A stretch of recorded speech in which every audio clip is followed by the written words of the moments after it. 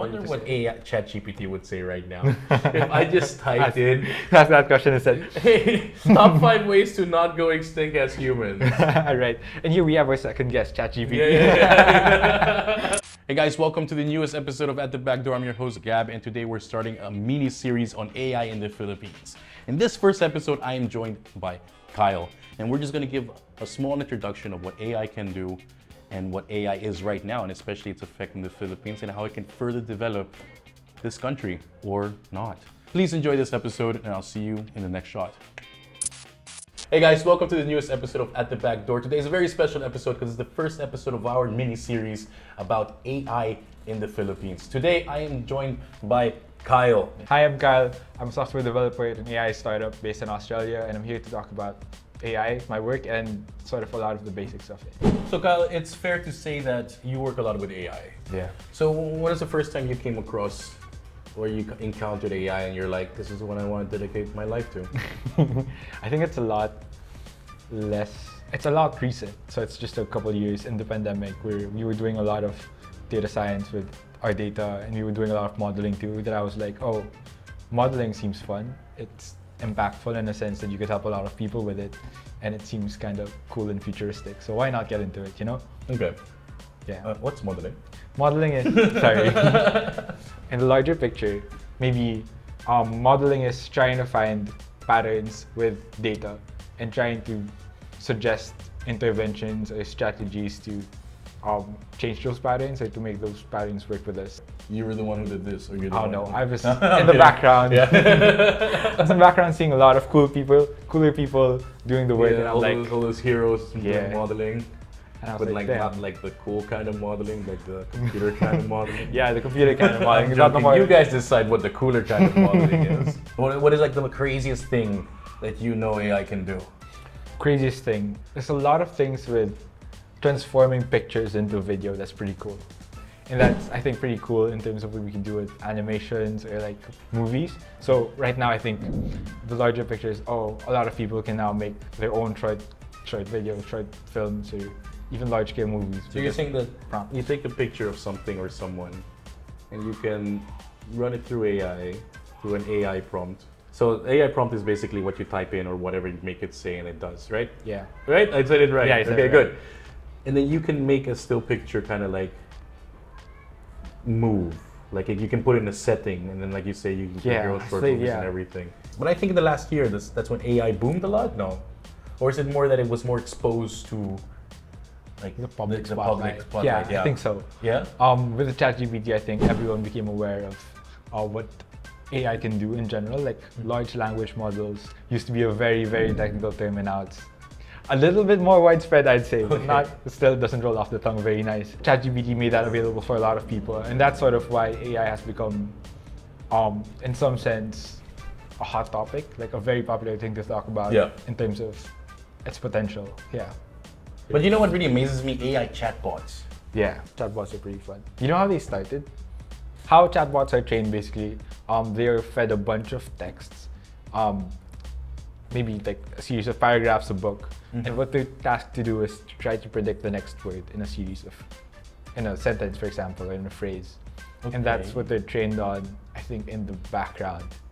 And what's like cool about it is just doing that and getting feedback on this is the right word for the sentence, and you guess wrong, for example, for a model, that results in this behavior where it could actually seem like it's talking, or it could seem like it has so the thought process. I think there's a lot of apps. I think even Snapchat has like its own little chatbot that you can communicate. I think there's like all these things nowadays. Maybe it's just my algorithm in Instagram.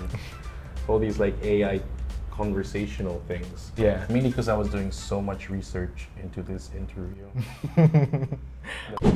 Are you going to lose your job to AI? These are top 5 jobs that AI can replace. Customer support representatives. ChatGPT can handle routine customer inquiries, provide human responses, and assist with troubleshooting. This can reduce the workload of humans, but it will take actually a lot of jobs away. Data entry clerks. AI can automate processes of entering data into computer systems, checking for errors, and performing basic data analysis. Content writers for basic articles and reports. ChatGPT can generate scientific articles, reports, and other written content based on given prompts and guidelines. And I'm gonna be honest with you, some of the blogs here at the Backdoor are generated by ChatGPT. Number 4, we have language translators for basic needs. While AI can provide quick and reasonable, accurate translations for many languages, it may not always capture the cultural nuances. And then lastly, brand research assistance. AI can assist in gathering and summarizing information on various topics, which can be useful on a preliminary basis. But once it gets a little deeper, we're gonna need the humans. So how do you think AI could help like industries or sectors in society that would impact, humans better? I think there are a lot of applications, even before this era of like ChatGPT, where they try to make healthcare more efficient. Yeah. So a lot of AI applications in the field would come from something like early diagnosis or early detection. Oh, okay, yeah, that's cool. Where you get pictures of maybe X-ray scans, and you'd say, oh, you're at risk for this disease because we've seen a bunch of these photos before.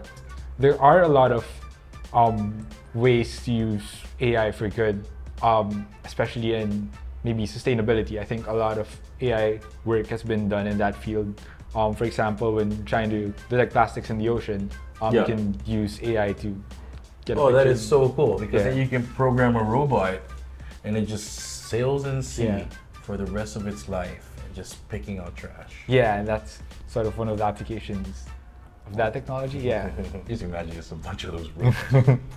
Yeah, but still, I guess it's grounded on like the larger problem would be we're the ones putting plastic in the ocean, and of course, no matter how many. But I mean, like, I think AI has also made a solution for us as well. Yeah. But technically, it's just like, how is it with like in the sense of ethics here? It's not that fleshed out yet, but so we can expose it as much as we want to. I'd say a lot of regulations are falling behind in terms of defining what it means to be good AI or bad AI, and that stems from like us falling behind in other aspects too. Because before you think about AI, you think about data rights, right? Questions on maybe AI policy or regulations for AI would come after that, in a sense that if we don't have the power to regulate companies with what they do with our data, what's stopping them from putting this data into AI models, Yeah. What are the positive things that we can look out for when it comes to AI? Yeah, in healthcare, we have a lot of applications where you could, maybe use your genes to detect which diseases you're vulnerable of. That's cool. Address them beforehand, right? Or certain imbalances in your body just from scans. You could say, oh, let's do this vitamin D deficient just from a bone scan. Wouldn't that like sound like people are playing God a little bit? Ooh, it's inevitable. With technology progresses, humanity progresses, kind of. Right. That's how it's been, right? I always feel like there might be an end to that. And if we start doing these things, it might get a little bit out of hand. And what you're saying is actually just like how to prevent death for a little bit. Inevitable that you die, but prevent it as much as you can. In the long run, right? Is this something people discuss, AI versus God? I think it's being discussed in the context of how do we avoid extinction, maybe? Or how do we, how do we sort of secure our future to make it better? Right? Okay, yes. I think that's a more straightforward. I wonder what ChatGPT would say right now. If I just typed in, ask that question and said, hey, top 5 ways to not go extinct as humans. Right. And here we have our second guest, ChatGPT. AI gonna take over the world? Well, I asked ChatGPT to tell us why we shouldn't be scared of it. These are top 5 reasons to not be scared of AI. Number 1, AI enhances human capabilities. AI is designed to augment human abilities, not to replace them. It can handle repetitive and mundane tasks, allowing humans to focus on more complex and creative activities. I don't know if we have to believe that. AI is a problem-solving tool. AI has immense potential in addressing complex global challenges like climate change, healthcare, and resource management. Maybe even a little better than us. AI lacks true consciousness and emotional intelligence. Despite its advancements, AI does not possess consciousness or emotional intelligence. It operates within the parameters that we provided for now. Number 4, job creation and evolution. While AI can automate certain tasks, it can also create new job opportunities and fields of study, which can lead to the evolution of existing roles where human workers can upskill and engage in more meaningful work. And lastly, human-centric AI design. Many AI systems are being designed with human-centric approach, ensuring that they complement human abilities and are accessible and usable across different sections of society. What is something that, let's say, our viewers could look forward to when it comes to like AI? Like, for example, for students, will you finally be able to reference to like write your thesis fully on AI? Right, and with that, like there are a lot of more exciting applications with AI. Okay. AI can take a bunch of documents and sort of summarize them, right? And that's what we're seeing now, but just not perfect. I think that's what's cool with AI, that we can somehow automate research to make discoveries faster. Oh yeah, absolutely, yeah. So it really progresses like in our development. Yeah, and it's exciting how fast it's going. If we could process like 1 million different materials out of thin air, you know, and say, this is a suggestion we should hone into, that's pretty cool, right? But more like maybe something that's felt by more people is in the education space where AI. I was about to ask about that. Yeah, education and AI. Yet.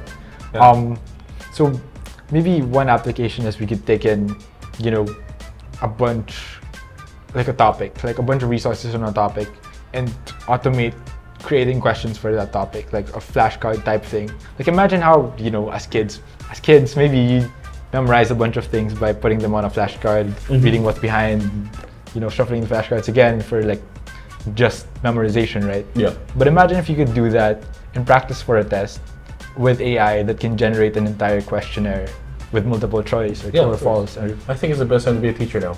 Yeah. Because you can just automate everything. Yeah, I guess. Especially if you're like really like when they're that age, you know, 7, 8, 9, where everything is just trivial, like math and like geography. True. You just write your full student plan. Yeah. With AI. Repeat it every year, right? Yeah. But yeah, that's what's exciting is I think we're better educating ourselves in a sense that we're not memorizing anymore, we're understanding. Okay, and that's what AI is allowing us to do. Good, right? Yeah. Yeah. Okay, last question. Yeah. AI revolution, exactly the way we pictured it. Robots, Terminator, iRobot vibe, okay? Yeah. Yeah. Is there one switch to eliminate all AI? But then, okay, listen to this one. Yeah. This is a switch. But that's where the AI fortress is. This is where the super AIs are. Would humans be able to hit that switch? First of all, does that switch exist? Is there like a super switch? This might be a stupid question. I'm kind of hoping you would say yes. Realistically, there's no super switch. Yeah, realistically, there's no super switch. Everyone has their own computers, right? Yeah. Everyone has their own computers, and that's why it's kind of risky with AI. Like, it only takes one person to make bad AI. Okay, you said though. Right? So it is possible to have like a revolution like this, I think in a few years. Like, I think it is, but we don't want it to happen. No, of course not. That would suck. We're not AI. Yeah, but, are we? No, but like, I'm just saying. So there's no super switch. AI revolution, we cannot turn it off. Yeah. I think they would outsmart us after a while. Yeah, I guess so. We can train them ourselves. Yeah, because they have that goal. Yeah. Yeah. So wow, then. the goal then becomes, if it ever happens in your life, if it ever happens, let's hope. Absolutely not let that happen. No, never. By training AI. By training AI to be what's called like human compatible. Yeah. Like, to not make them hate us basically. Or yeah, to of course. Give them a bunch of... I thought that was also like a rule of robotics, for example. that they cannot harm humans. Yeah, but it's... But just one bad code, you're kind of done, yeah. And also, it's pretty hard to put that into code, right? Like, of course. Developers have to type that out into a series of instructions, and don't harm a human isn't one that's pretty straightforward. So I guess a lot of thought into maybe AI ethics and policy goes into how do we actually teach them to care for us, and how do we align them with our goals. Kyle, thanks so much for coming. This is very interesting. Really I think we did way too much and in such little time. What I'm hearing from you is that AI is so much more than ChatGPT. Yeah. Guys, I hope you guys enjoyed this episode. I'm gonna put Kyle's socials down below. So if you don't have ChatGPT 4.0 and you want to put in a prompt, he'll make it for you. And if you want to ask him anything regarding AI, you can also ask him. Yeah. Don't forget to check out Hive with the AI chatbots. Really fun stuff, really good stuff for any online business, any online store. We use it and we strongly recommend it. And if you click on the link below, it's 50% discount for you guys. If you guys like this video, like and subscribe, share it to your friends. Don't forget to check out all our socials, Instagram, Facebook, and TikTok for more exclusive content. We're releasing some more AI things on that as well. And of course, we'll see you guys in the next episode. Thanks so much, man. You enjoyed? Yeah. Great. So there you have it. I hope you guys enjoyed this episode where I was joined by Kyle, one of the young leading men fighting the good fight for the AI. If you guys enjoyed this video, check out these other videos. I'm not sure if in the left or in the right, but whichever side it is, check out those videos and the subscribe button, which is also on one of these sides. And most importantly, check out Hive, please. Their chatbots, their AI chatbots are revolutionary for any small business or actually any big business. And now 50% off for you at the Backdoor Viewer. And until then, I'm your host, Gavin. I'll see you guys in the next episode. So if you want to know where the super switch is, you can always ask AI. Kyle. AI. Wait, sorry. It's a good Yeah.